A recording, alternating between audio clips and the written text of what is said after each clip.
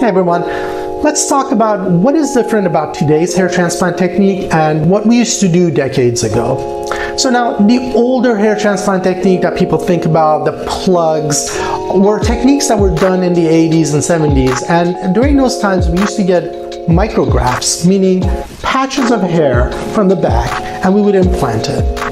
Now, these patches weren't individual follicular units, and therefore they kind of had this telltale sign of palm tree appearance or doll's hair appearance. That's the old plug look that no one liked. These techniques have pretty much been abandoned for a few decades now.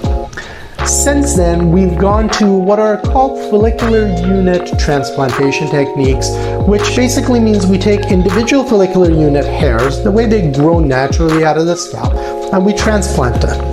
Now, how we harvest these hairs has changed, and in the past we used to get a big strip of skin from the back of the scalp and cut it up individually and transplant it. That was called the strip technique or the FUT technique. Now today, what we do is instead of giving that big strip, we tend to just individually harvest each one of those follicular units through a technique called follicular unit extraction. We use suction extractor devices to do this, and in the process we leave no linear scar, and really the natural appearance of the hair transplant is just beyond believable. It's phenomenal what we can do today when that leaves no telltale sign of a hair transplant and looks completely natural.